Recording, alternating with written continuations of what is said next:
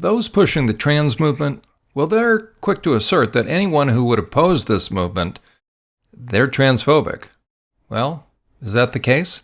I am humiliated. It is the feeling that control over your life has been taken away from you. And you do not need me to tell you, we are not the only people in this country who feel that way. Unfortunately, those that do oppose this agenda, which is targeting vulnerable women and kids, are often too fazed by such accusations to stand up and be counted, to stand firmly for the protection of women and kids. But some are standing, and standing in big ways, standing tall and saying, enough is enough. One of those is Skylar Gwynn, who decided not to stay on the sidelines. In fact, she did just the opposite.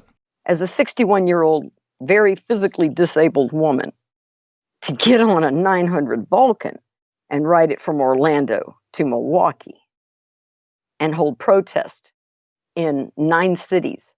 We protested 13 pediatric gender clinics because, what the adults do is their business, as long as they stay out of our spaces and sports. It's their business. It's their body. You go after the children, then you wake up old grandmothers like me. And we're not happy. And we will protect the children because that's what women are supposed to do. That's what mothers are supposed to do. That's what grandmothers are supposed to do. Be the adult in the room and get out there and do something. I had lived through an extremely abusive relationship for 7 years. I recognized abuse when I saw it.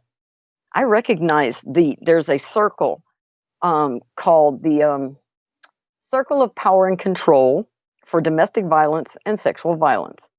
And I can tell you categorically that the trans activists out there, they use that as their playbook, the whole thing. What they are doing is actively abusing everyone. They are gaslighting everyone in the general public. They are using cult tactics I was in a cult. I recognize these things. Plus, I've read about, Jim Jones.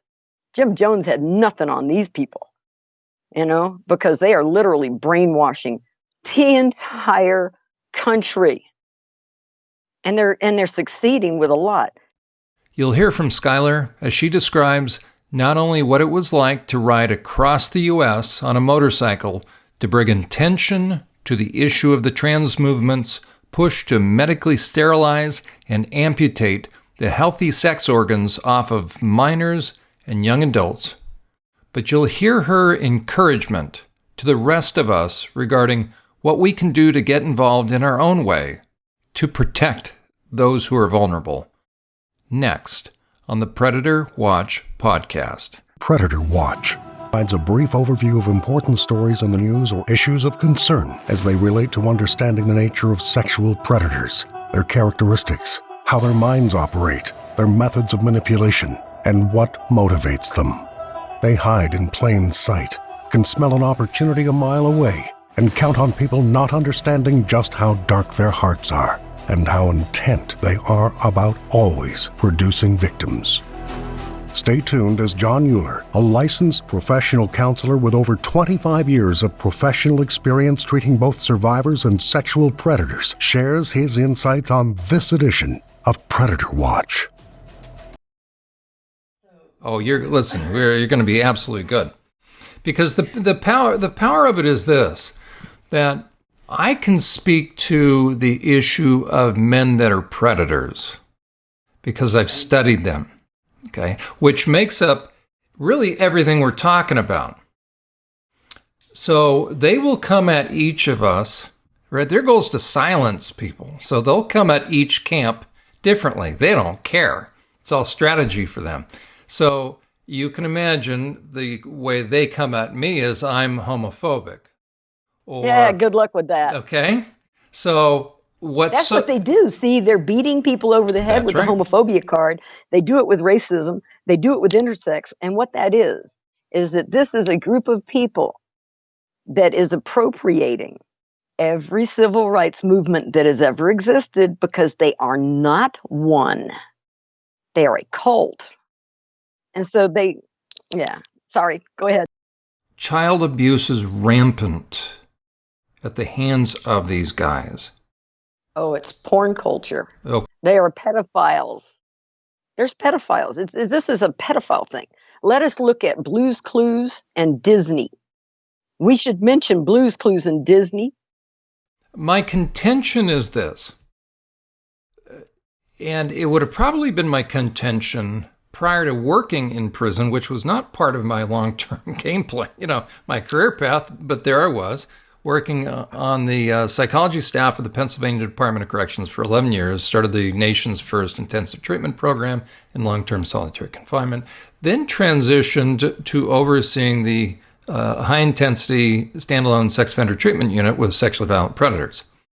And then was got certified. It just kind of freaked me out. Yeah, it's like, ouch. So, but from doing a deep dive into the minds of these guys, I started to quickly learn what I never knew, what I never learned in college, what I never learned through my master's program, what I didn't know while being a youth director.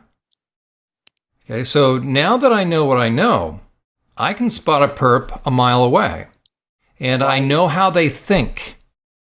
And therefore, it's clear to me what's behind all this. This is the greatest.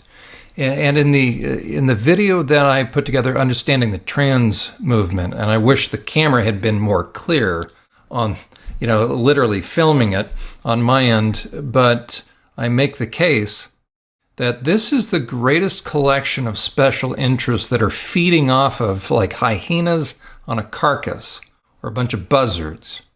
Oh, yes. Right? They're going after the literal bodies, as it were, but the kids, these most vulnerable kids, and the ones that are loving this more than anything, you have those that are interested in societal change, but just beyond that or beneath that or on another level are those that are making a killing financially. Those will be the big pharma. That's going to be That's where the money comes from. The medical end, and then the sexual predators. Okay, now we have all the other stuff, all the commoditization of this arena, the TV and videos and movies, and we have all that stuff. But the true lifelong scars are going to come from literal scars, going to come from, and therefore the true damage are going to come from those that are harming these kids physically and using this as a perfect opportunity for predation.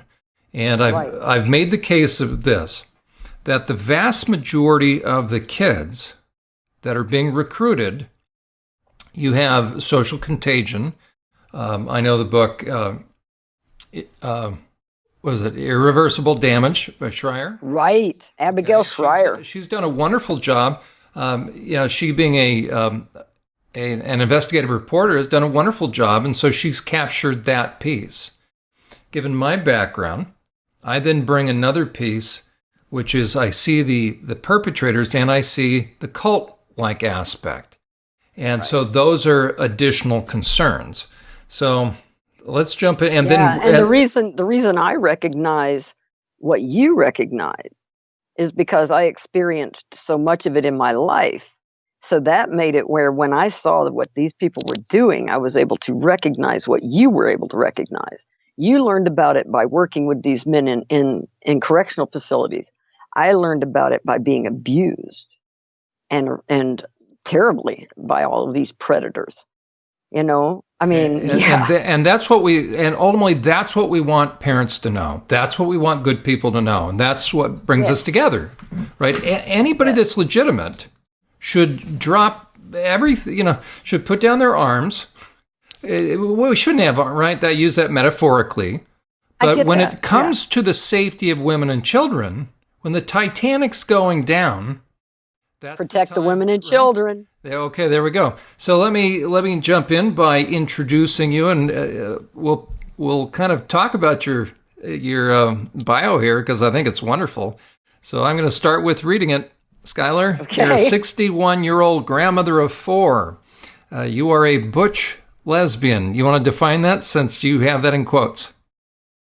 Well, when I first came out, I didn't identify as anything except for, well, actually, I never identify as anything. I just realized I was a lesbian. I was kind of told, well, you're a bush lesbian, and it's about time you figured it out. Because honestly, I've been gender nonconforming my entire life. I was born gender nonconforming. I played with G.I. Joes. I built tree houses. I made little forts at the creek and played with salamanders and crawdads and things. I played sports like crazy, learned to box when I was 6, and was very good at it. And if they'd had it when I was a kid, I probably would have been a professional because I was very good.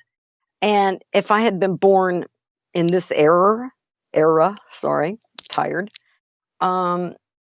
Honestly, I was asked all of my childhood, are you a boy or a girl? By complete strangers. Complete strangers felt that it was okay to walk up to a little child, 6, 7, 8, 9, and ask me, are you a boy or a girl? And if I had been walking around dealing with that now, with the school, that actually we have a legal body, our school system, that actually ask a question of children in Chicago, the whole district of Chicago. When a child comes back to school, they ask that child, do you identify as transgender? Are you questioning if you're transgender? They're literally legitimizing this by actually asking our kindergartners up through 12th grade. So what they're telling a kindergartner in our school system, the legal, what a child would be looking at as authority figures, and they're being told by this school that it is actually possible to change their sex. This is indoctrination 101, and this is our government doing it. Think about this. Nobody can have their religion in schools. Jesus can't get in there. None of the Muslims can get their religion in there. But these people are in there because they pretend to be a civil rights movement. That's how they got in there. And they're not one. They're not one. So if I had been born, now, I'd have fallen flat on my face with this thing. And my son and my beautiful grandchildren would not exist because I would have been sterilized. They're sterilizing us. That's right. We're going to get into that in a few minutes. Let me continue with your bio here. As you said, you have autism and ADHD, basically the same as the youth falling prey to the teachings of the gender cult. And you said, yes, the trans movement is a cult, and I have written a lot about that, and I may do that in a more formal way. Let's see, you were riding a 900 Vulcan across America, having reached 9 cities, but had to end due to health issues over 3.7 thousand miles. Now, I did have help. There was a young woman that literally gave up her life to join me on this ride. Originally, she used her life savings to buy a motorcycle so that she could ride with me so that I wasn't alone because I'm disabled, and she knew that it would be very hard. But then her bike had some mechanical issues that my roommate and best friend worked on while we were on the road. And what we did was we traded off. I would ride for a couple hours. She'd ride for an hour or two. I'd ride for another couple of hours. We traded off. And we did that all the way to Chicago. And then I rode it up to Milwaukee and then rode it back to Chicago for the last event. But this young woman gave up everything. And actually, she is going to be continuing the effort in her own form, in her own ride from the rest of the way across the country since I fell. Basically, I didn't fall literally, but, I went down because of my health. And she just picked up the ball because we were a team. And that's what people do when a teammate falls. Someone picks up that ball and runs with it. So the organizational team that worked with the ride is working with Joy now, and they will be coming up with their form of the ride. It's kind of a neat thing. We'll see where they go with that, but I'm really grateful that that Joy was there and stepped up to help and was a magnificent force on the road. The woman is brilliant. You may want to interview her because her analysis is very powerful. She sees it from the porn side. She is able to, yeah. Do you want to give her name, or do you want to wait? Well, her name out in public is Joy. She goes by what is that on Twitter? Little Red Rad, I think is her Twitter handle. Little Red Rad. And I'm pretty sure the picture is her with one of her protest posters. That's what mine is too, because we're proud of it. We got out there and we worked hard, and we stood out in the sun, we stood out in the rain, and we made people aware of the dangers, So I'm very proud of this young woman, and I can't wait to see what she does with the rest of this country.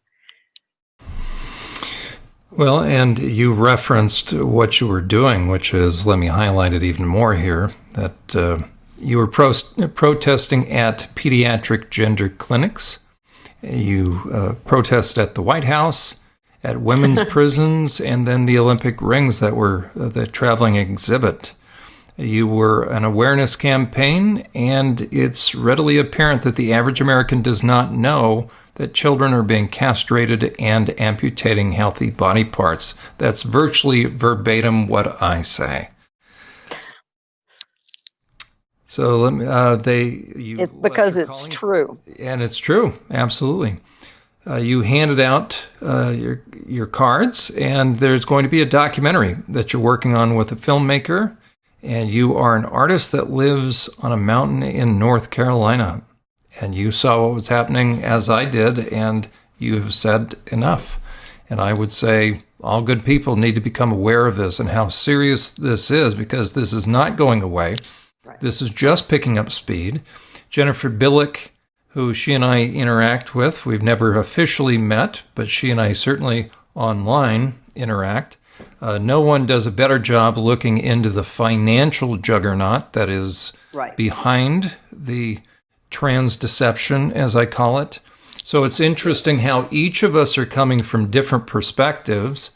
You having been what would have been among that vulnerable population, you have a passion for that, as well as a mother and a grandmother.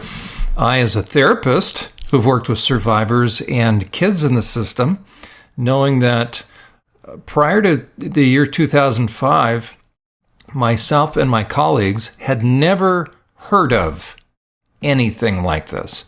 As a matter of fact, all through grad school, there was never anything. There was nothing in the textbooks.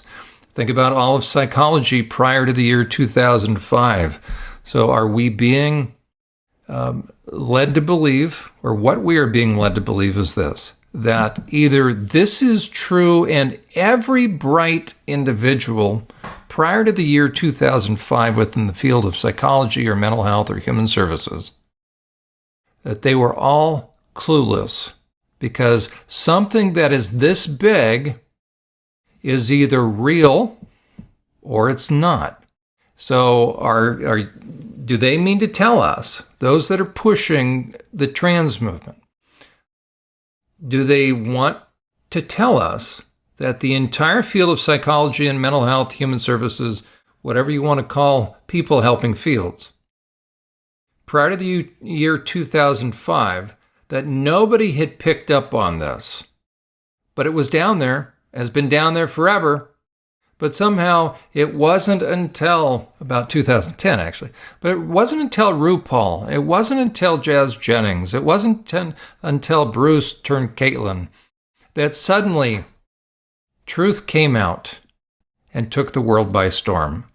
So that's what we're being led to believe, rather than this being the greatest man-made psychological scheme, scam, and ruse that's ever been hatched and turned into the greatest target marketing scheme that is leaving kids mutilated, that's making trillions of dollars for the pharmaceutical companies and unethical surgeons, that will prey upon kids with mental health issues that are on the autism spectrum, and that many of them have been sexually perpetrated upon. And you notice the gender therapists, which don't exist. That's a marketing scheme.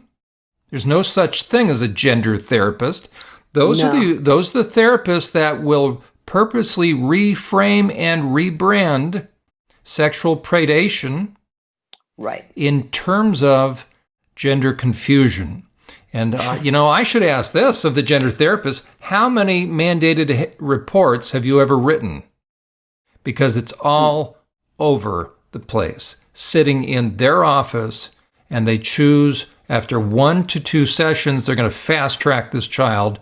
So a predator probably in the background goes free. Let me give you some information. Let me give you a little information. When we would go to the first 3 pediatric gender clinics that we went to, we hit them all 3 in 3 different cities on Memorial Day weekend, because we knew they were going to be closed.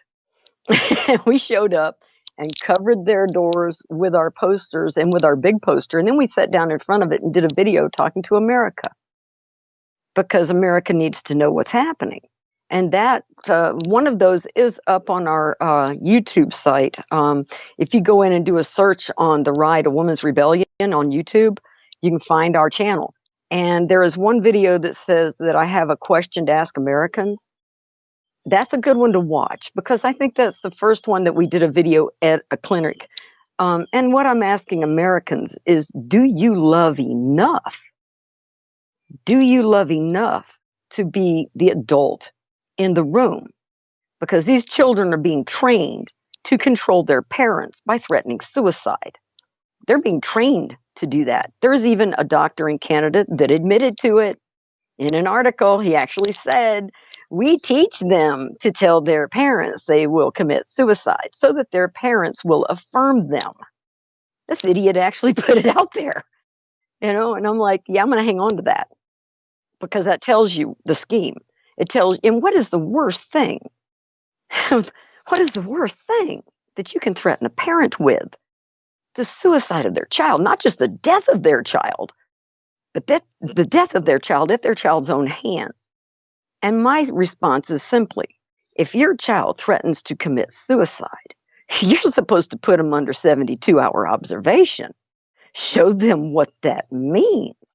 Because honestly, giving your child Lupron, which is a cancer drug that is used to castrate sex offenders, and amputating their healthy body parts, is not going to alleviate any suicidal tendencies, because suicidal tendencies, they come from trauma. They come from pain. And what these people are doing, these predators, they are going, and they're not even just going after the autistic kids. They're going after any child that is in our school that is not comfortable in their skin for any reason. The nerds, the science nerds, the cartoon nerds, the game nerds, they are going for all of these kids that are uncomfortable in their skin, and they're using the cult tactic of saying, oh, we love you. We accept you just the way you are. And then they drop all these little love bombs on them. But then after they're involved, then they say, oh, we do love you just as you are. But, to be your real authentic self, you need to take all these drugs. And to be your real authentic self, you need to cut off your healthy breast. And I'm saying, do you really want to be your real authentic self? Then you accept your body just as it is. I was an anorexic bulimic for 7 years. I know what body dysmorphia looks like. And if they had affirmed the delusion that I had that said that I was overweight when I weighed 100, 105 pounds, I would be dead. They didn't do that. They committed my rear end. They committed me for a month and force-fed me. and didn't let me go to the bathroom after I got force-fed for 2 hours without a bathroom buddy. And it was embarrassing. But guess what? They didn't affirm my delusions. They saved my life. Affirming body dysmorphia is medical malpractice. And to me, it is criminal medical malpractice. And honestly, they all belong in prison. I couldn't agree more. I mean, think about what we're doing on so many levels. I just thought of the concept of consent. Right? Skylar, think about what we're doing. We're in no other realm, with regard to no other topic, will we assume that kids can give informed consent, except suddenly when it comes to the sterilization and amputation, or the fast tracking of that, which will end in amputation, despite the fact that they have mental health issues. Okay, let that sink in. So we have kids that are clearly mental health cases, yet we're going to say they are fully able to give consent, like a kid can even conceptualize that giving a double mastectomy, oh my gosh, right, to a teenage girl that, in a few years, she might awaken to the reality of what's happened, and that's when the suicides start to happen. Right. Oh, and I would like to, at this point, I would like to mention the growing number of what is called detransitioners, people that have realized when they got older that they were led down a pipe dream, and that none of the things that they did to their body, including losing their singing voice, because their voices changed forever. And some of them will grow facial hair forever. Some of them will have male pattern baldness forever. And honestly, the males that take estrogen, they're just asking for breast cancer, because when I had a total hysterectomy, I had to take estrogen, and I had to have a lot of mammograms, because that stuff causes breast cancer. And these people are taking it in huge amounts, not even just the normal amounts that women are kind of forced to take in order to survive menopause, especially instant menopause. Oh, and by the way, these young girls that are taking the wrong sex hormones, testosterone, what do they call that? Atrophies the uterus. And many of these girls are going to have complete hysterectomies at a very early age, like 20, maybe even sooner. So what they are doing is they are taking our young girls and putting them into early instant menopause. They're removing their ability to have children while they are still children. Let's think about that. Let's think about the fact that they are taking children and making it where they will never be able to have children. And yet, a child cannot consent to have a tattoo. A child cannot smoke this cigarette because it may hurt their lungs. And yet, they are giving children drugs used to castrate sex offenders as early as 8 years old. And they are cutting off the healthy breast of children. Oh, and in California, they've relabeled our healthy breast abnormal body parts for the insurance statutes, just so that they can get to the younger children. They're shooting for the younger. Let me have you repeat. Did you just say they're labeling healthy breasts as abnormal body parts? Yes, sir, they are. Go to California's insurance statutes and read them, because they are literally labeling these young girls' healthy breasts as abnormal body parts. Now, is this the same California that is led by Nancy Pelosi's nephew as a governor, who signed into law? We have two concerns. Signed into law the lowering of the age of consent down to 14. Holy cow, are you kidding? Down to 14. I didn't know, I'm sorry, I didn't know that one. Right? I'm just like, let's open the door for pedophiles. Okay, if the perpetrator is 24 years of age or younger, down to 14. So that's supposedly consensual. Therefore, he doesn't have to be put on the sex offender registry. And the issue that concerns you and me, within California, they're letting men who claim to be women or men who dress in drag, 99%, I want to say 99%, and I can speak definitively to that because I was on psychology staff with them in prison for 11 years, and I saw the kinds of men who are interested in transferring in and to the women's prisons, and they are 100% sex offenders. So I'll be generous in saying 99%. So, and here's another little piece of trivia. The men that are truly legitimate trans, the vast majority of them were into prostitution. A lot of them, that's how they ended up getting into prison, through crimes dealing with prostitution, okay, or drugs. But a lot of them were into prostitution. These were the kind of guys that would never harm a child, because they themselves were perped on. So true survivors become very protective of kids, not exploitive of kids. So it's well known among the prison staff as well as the inmates. And I just recently interviewed an inmate that was in for a bar fight, and that went a little too far. And then he also, had to defend himself. And so he wound up for assault charges in prison. But he said, Mr. Euler, he said, you and I both know. He said that the true trans want to stay in the male prisons. He said, the only ones that want to go to the female prisons are the dangerous predators. Are the predators. The predators. Okay, now the public doesn't know that.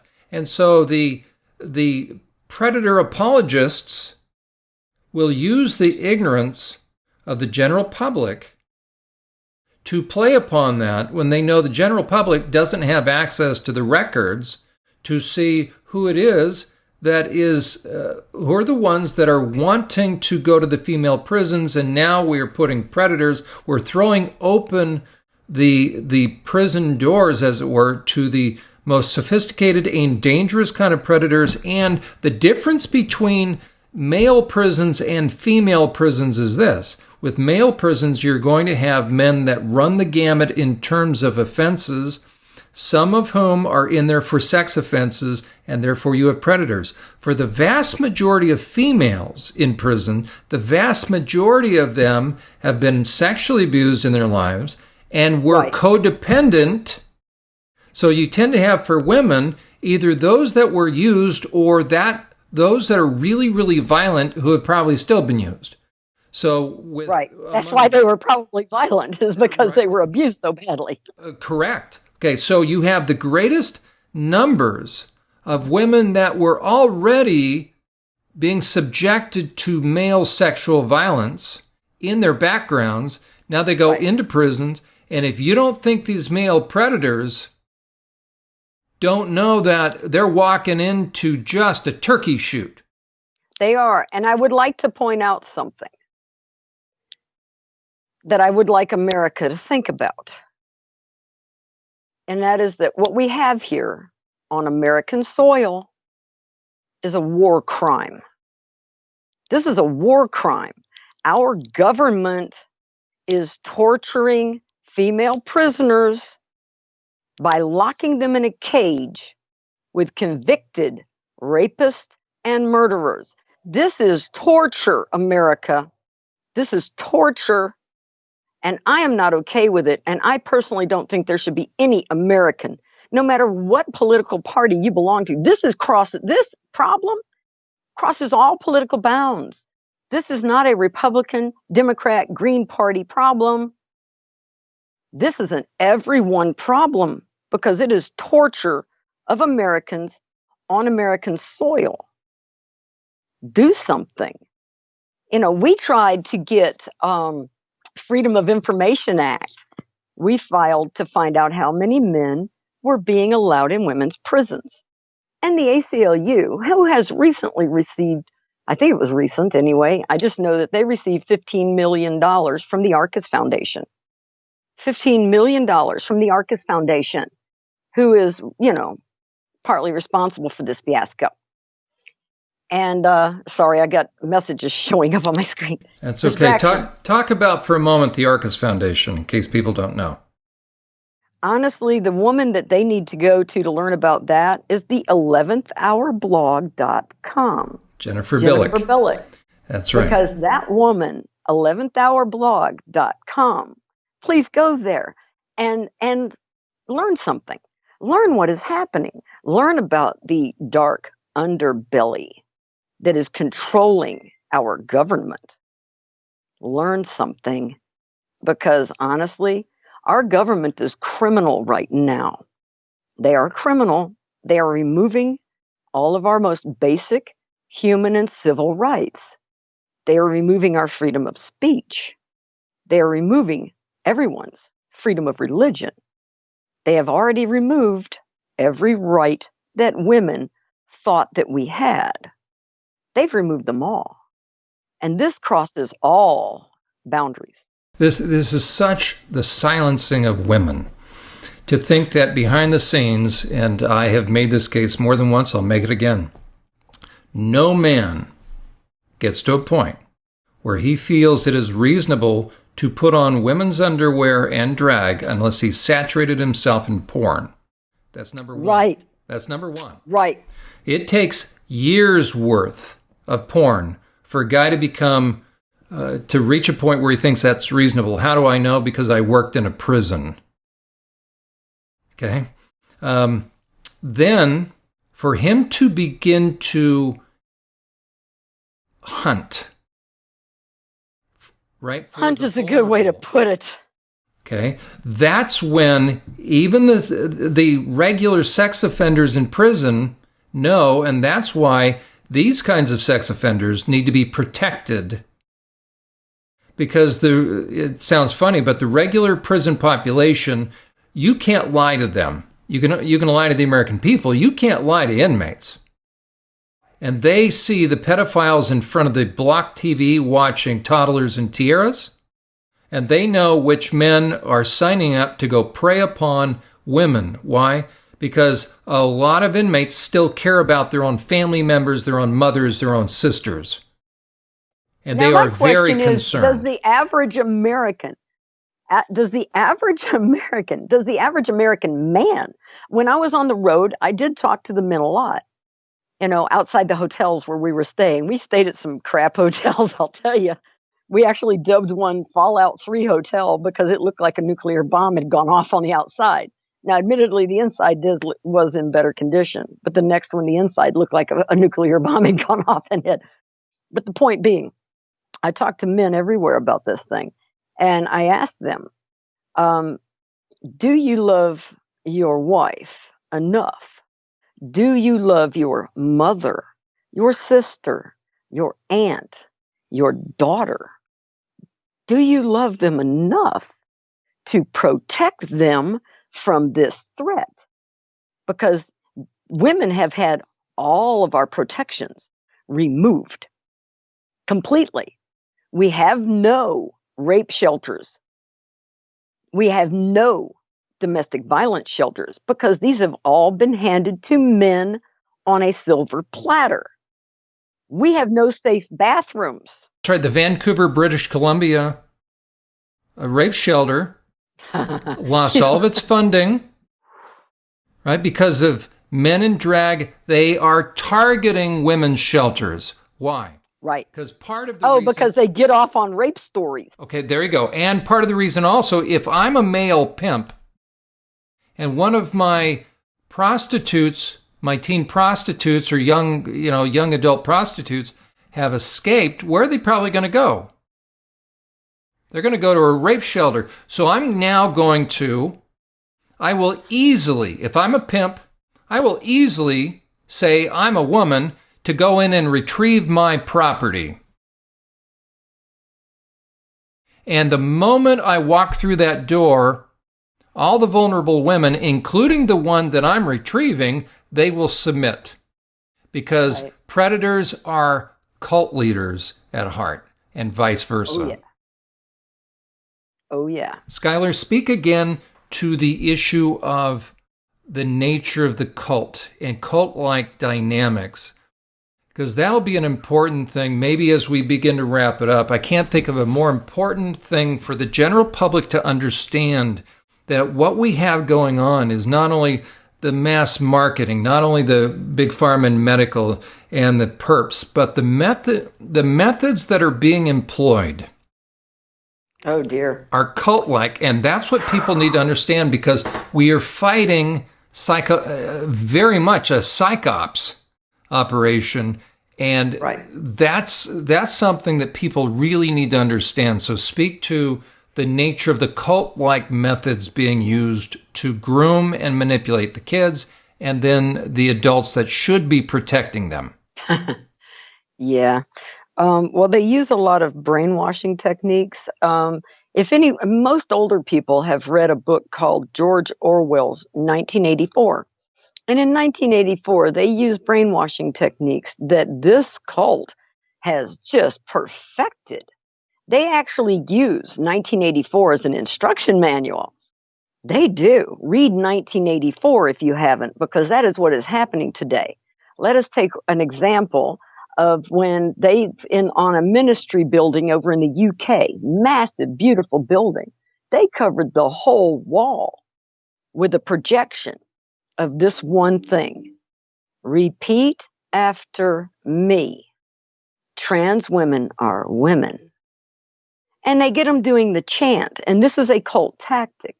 They chant, trans women are women, trans women are women, trans women. And what is it that they did in George Orwell?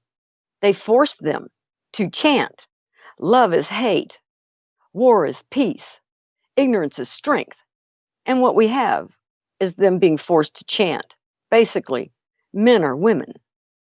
This is George Orwell, patented. That's a cult tactic, people. Never use their language.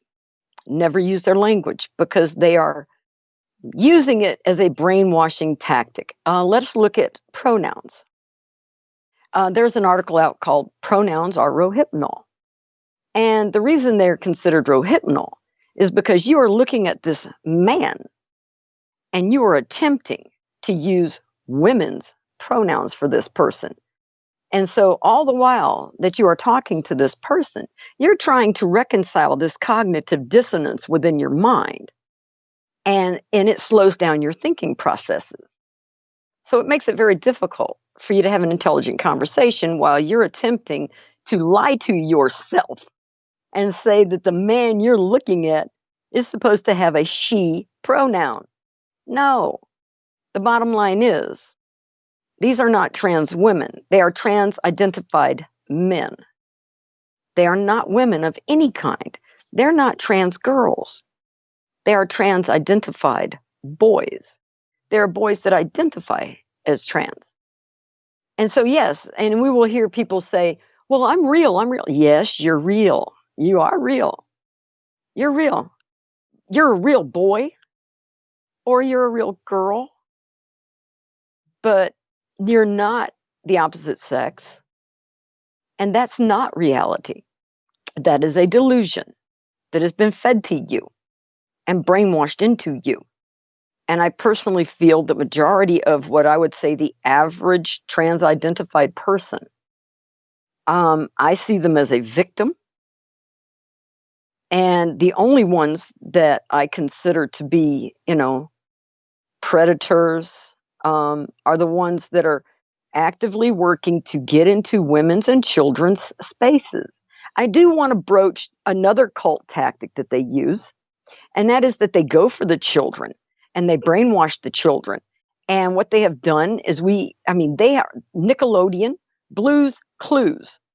There is a show that they put out that's a pride parade, Blue's Clues Pride Parade, that has MAP flags and has a beaver on there with mastectomy scars, double mastectomy scars, where this beaver has had healthy body parts amputated. Now, what they are doing is they are normalizing this thing. They're saying this is normal, this is good, this is being authentic. And what I'm saying is, no, this is criminal. This is criminal. This is indoctrination 101. Disney now has a new LGBTQ whatever coming out that is led by a drag, quote unquote, queen. I don't like to use that word for them because that's a word for women. That doesn't belong to men. These men that are calling themselves queens need to stop. That's woman's highest word, queen. It's kind of like men's highest word is king. So yeah, stop using women's words. You're not girls. You're not girls, you're not she's, you're not queens.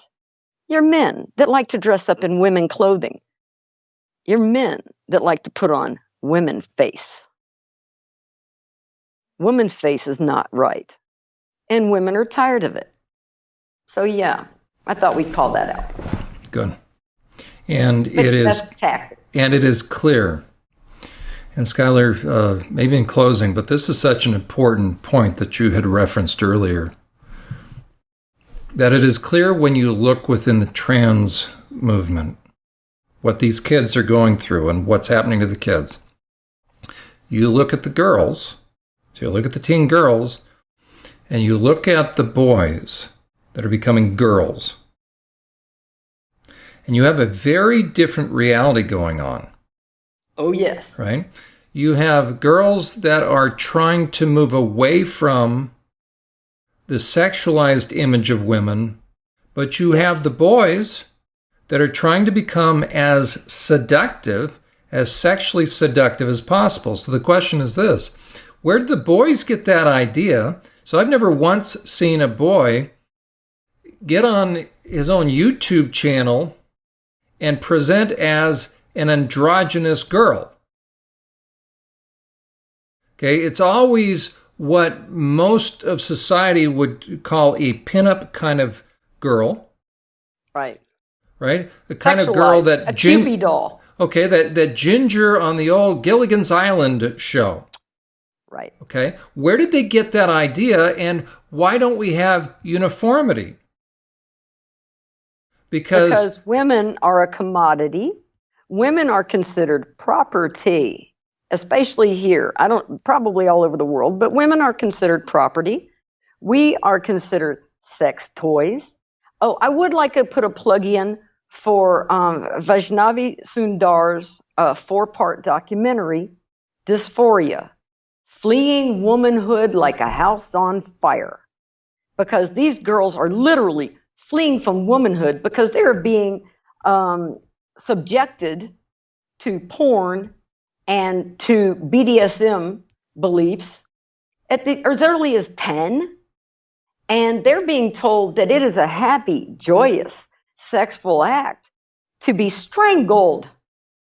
Young girls are being conditioned by predators to believe that being strangled during the act of sex is an act of empowerment. Now, let me tell you, as a woman that was strangled a lot for 7 years, it does brain damage. Every time someone strangles you, they remove the oxygen coming to your brain. I used to be a lot smarter.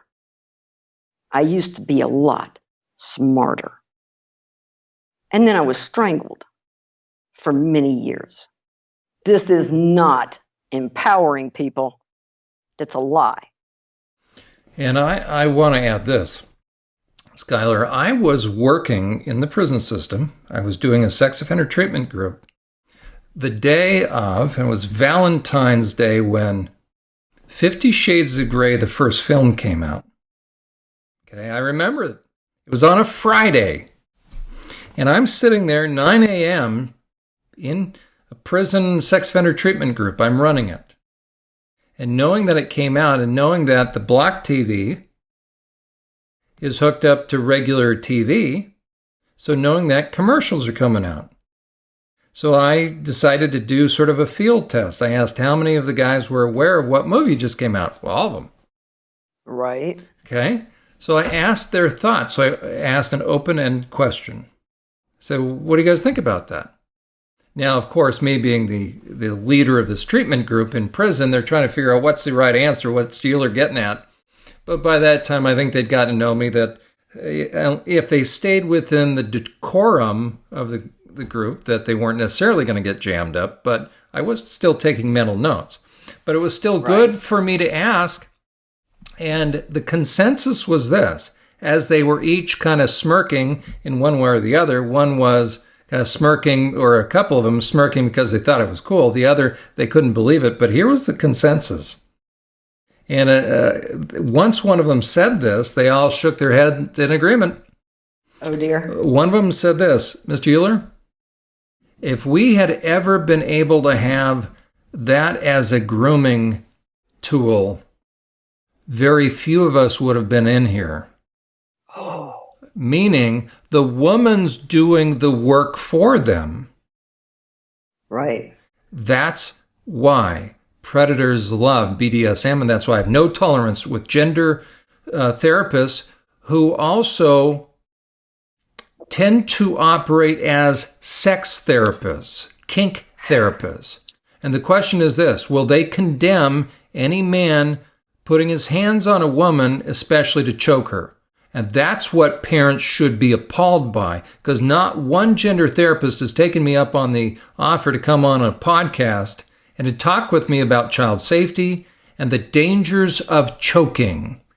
That's because they don't care about child safety. Correct. They're the ones amputating healthy body parts and sterilizing them. There you go. They are making so much money on this thing, which is why when we did the ride, we basically posted up photos standing in front of their signs, standing in front of their doors, and name and call them out and say, Dr. Wolf, yeah, we're calling you out because you're a criminal and that's medical malpractice. You need to stop. And so, and oh my goodness, I posted up, actually when I posted the Twitter post that said I had to come off the road, which was frankly devastating because I was doing good work out there and I really loved it. And I'm going to get back out there. But a woman saw one of the pictures where we were standing in front of Moss in Detroit, I think it is, Moss Medical. And she said, oh my God, that's my daughter's hospital. And I'm going to need to take them and go somewhere else because now I realize that they will just as quickly and happily amputate healthy body parts from my daughters, more so than they would help me for, I think it was fibro and something else. I can't remember what, but it was the health conditions.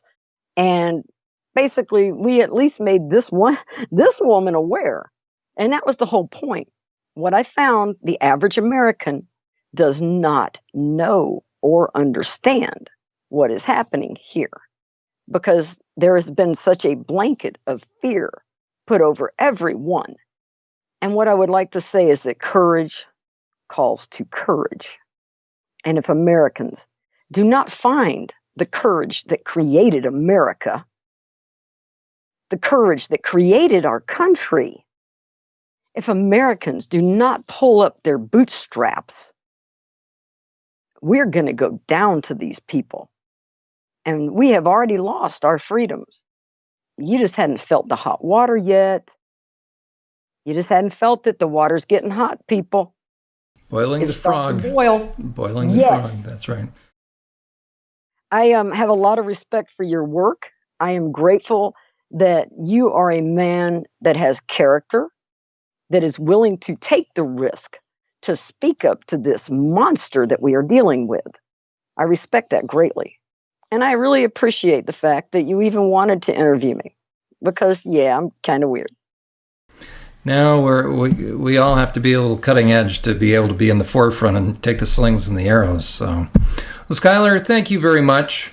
And we will plan on doing this again. We'll pick up at this point here in the not too distant future, I trust. And we'll start once again tackling these tough issues. Maybe we'll even we'll figure out how to maybe do a webinar, open up to questions and answers. That would be really good. I would be willing to do that.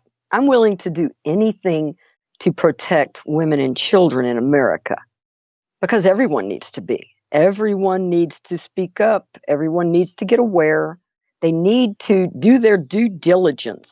I'm not trying to say that anyone has to just listen to my opinion.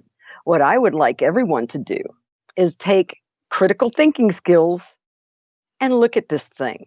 Look at what they're saying. They're saying love is love, while I'm standing out there and they're yelling the most hateful things I have ever heard in my life out their windows and, yeah, being very nasty. And yet they say love is love. Well, guess what? No.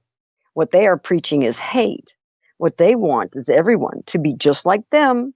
And if you're not, then you don't love. You're the hateful bigot when they're the ones that are hating everyone else. That's right. And they're the ones that are also saying that love has no age and no limits and no boundaries, and that's not love. So honestly, they want to eliminate all boundaries to get to these children. And they are succeeding. They're succeeding. The pedophiles have open access to our children, people. And you better get them out of our schools, and you better get them off of our TV. Everybody needs to boycott Disney. They need to boycott Blue's Clues, Nickelodeon, all of these children's things that are pushing this agenda. They need to start shutting them down. They need to. Well said. That's a perfect point to end on. Skylar, thank you. I appreciate it. Thank you for being a part of our podcast. Thank you very much. I appreciate it.